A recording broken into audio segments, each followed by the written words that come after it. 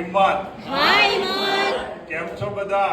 જોરદાર, જબરજસ્ત, મસ્ત મસ્ત. હું પણ અહીંયા જોરદાર ને જબરદસ્ત ને મસ્ત આપણા વડીલ હરજીભાઈ અને હરજી સર. હરજી સર અને હરજીભાઈ જ કહી જાજો વડીલ છે. વડીલ અને છે. વસંત બેનના આશીર્વાદથી મારું જીવન બદલાઈ રહ્યું છે ને બદલાઈ ગયું છે. આજનો આપણો ટોપિક છે ચંદ્ર ઉપર, ચાંદ ઉપર.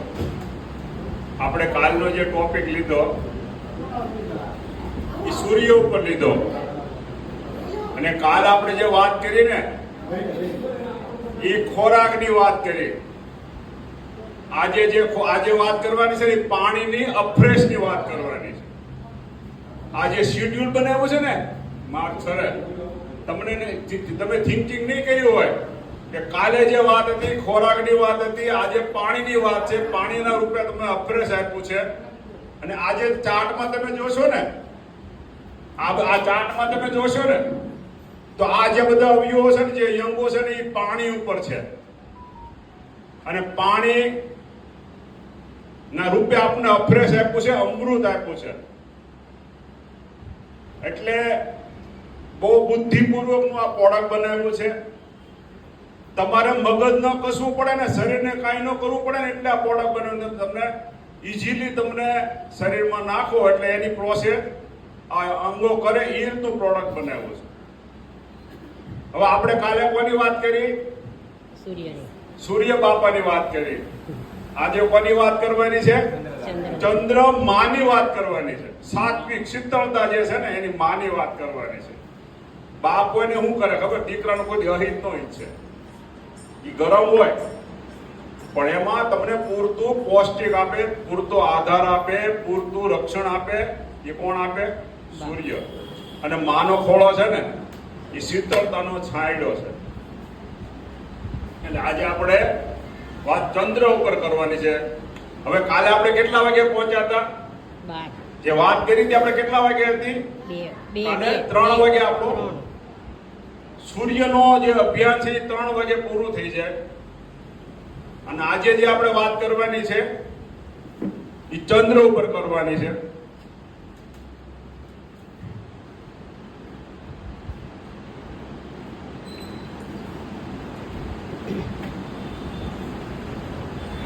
એટલે જેવું સૂર્યનું કામ પૂરું થાય એવું જેવું શામ થશે, સૂર્યાસ્ત ઢળતો જાય એવું ચંદ્રનું કામ શરૂ થાય. આ મારું કે તમારું બનાવેલું ત્યાં કુદરતે બનાવેલી આ રચના છે. અને આ રચનાને આધારિત આપણું પ્રોડક્ટ છે.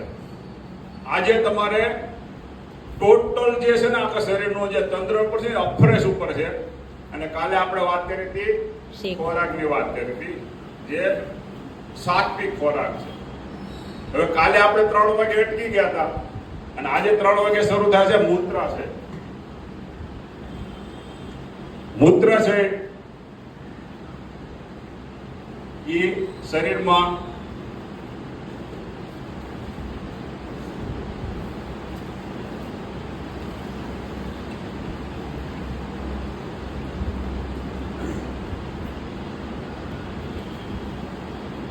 મૂત્ર છે એ જે શરીરમાં જે પેશાબ જે પેદા થાય ને એ પેશાબ ને નિકાળવાનું કામ આ મૂત્રાશય દ્વારા થાય છે.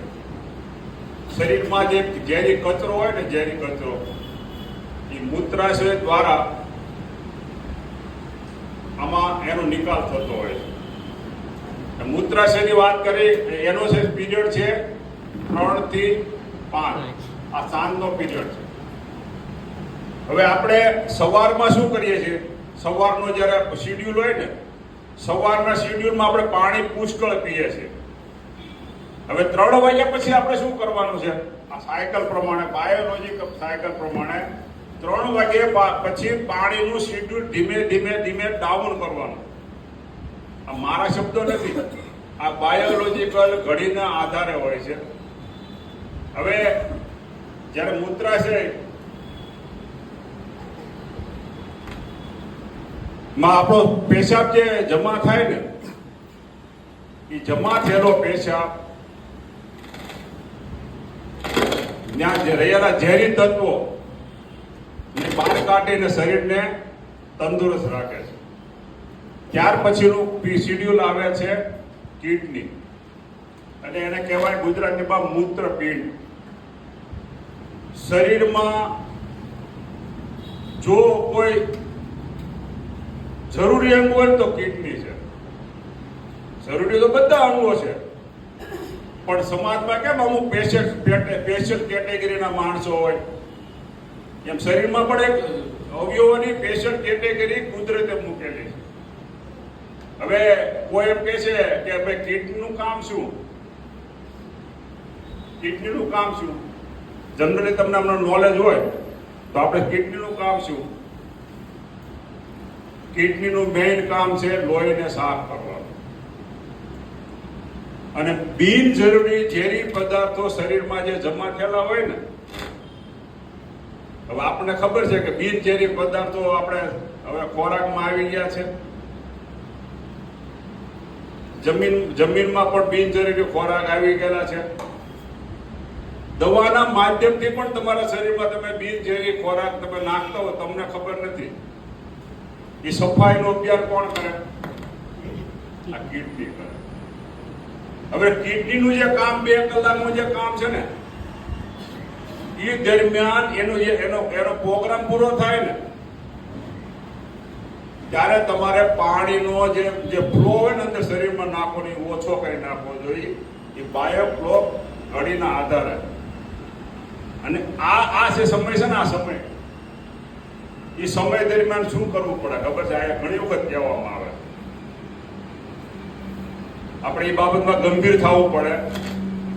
એ સમય દરમિયાન તમારે શરીરમાં ખોરાક કેવો નાખવાનો? પ્રકાશ છે સાદો હળવો ખોરાક નાખવાનો.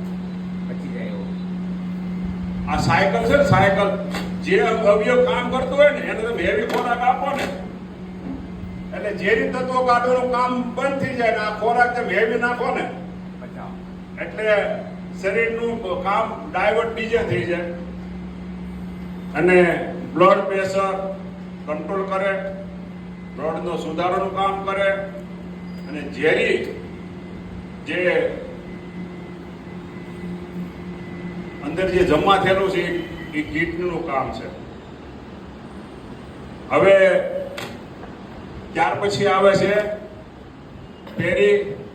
હૃદય પટલે પેરીકાર્ડિયમ.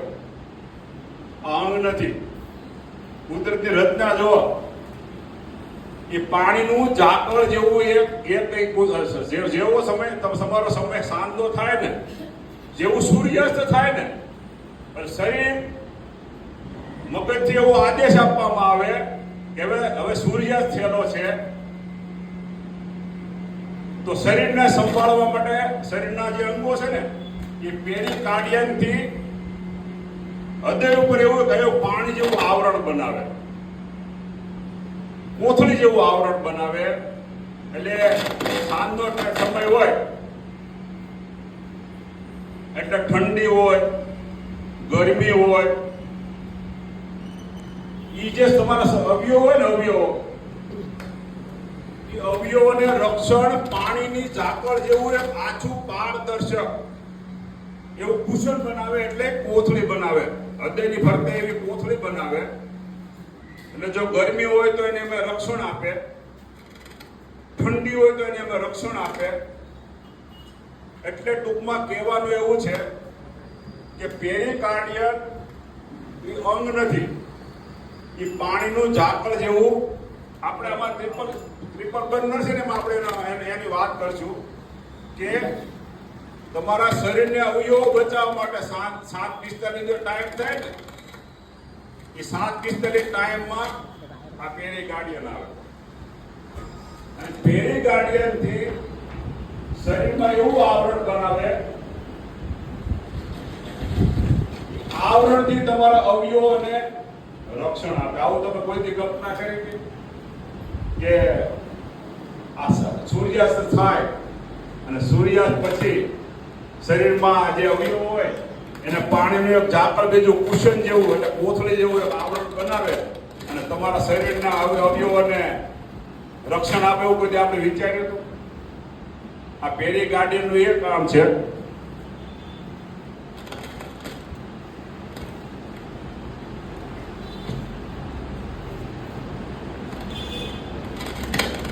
આમ હું સાદી ભાષામાં કહું કે પેરી ગાડી હૃદય પટલ છે, હૃદયની આસપાસની કોથળી એવું ગુજરાતીમાં કહો તો ચાલે. એટલે પેરી ગાર્ડિયનથી અંગોને સુરક્ષિત કરવાનું કામ કરે છે. હવે આવ્યું ટ્રિપલ બર્નર. એ સમય કેટલાનો છે? 9 થી 11. આ ટ્રિપલ બર્નર છે ને, ટ્રિપલ બર્નર એ અંગ નથી. આ 12 અંગોમાં 2 અંગ નથી. હમણાં ઘનશ્યામ સર એમ કહેતા હતા ને કે કસરત કરવા કોણ આવશે? આ ટ્રિપલ બર્નરમાં એ કસરત આવી જાય. તમે વિચાર્યું કે આ ટ્રિપલ બર્નર એટલે શું? ટ્રિપલ બર્નર જે આમ કરો એટલે કસરત થાય, અંગૂઠાની કસરત કરો. પંચ મુદ્રા કહ્યું તો ચાલે, પંચ મુદ્રાની કસરત આ ટ્રિપલ બર્નરમાં આવે. અને ટ્રિપલ બર્નર જ્યારે શરીરનું કામ કરે ને ત્યારે તમારે આરામ કરવાનો ટાઈમ હોય. ત્યારે આપણે શું કરીએ છીએ? આરામ નથી કરતા. એટલે ટ્રિપલ બર્નરની વ્યાખ્યા કહું ને તો શરીરમાં 3 ભાગ પાડેલા છે વૈજ્ઞાનિકોએ. એ સંતુલન કરવાનું કામ આ ટ્રિપલ બર્નર થાય છે. ટ્રિપલ બર્નર થાય છે. હું વાત કરતો તો પંચ મુદ્રાની વાત કરતો હતો.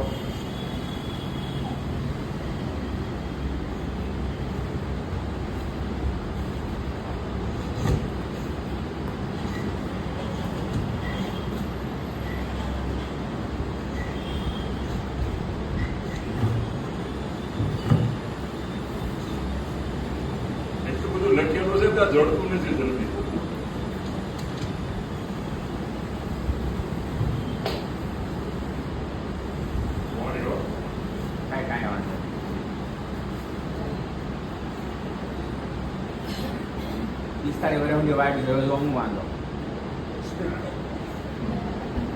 આ જ્ઞાન હાટું 45 વર્ષ રાહ જોયો કે 10 મિનિટમાં હું ફરક પડી જાય.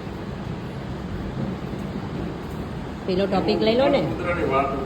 ના ના કરો કાંઈ વાંધો પંચ મુદ્રા પછી કરજો ને. એ આગળના પાના. પહેલા પછી પેલો ટોપિક લઈ લો ને.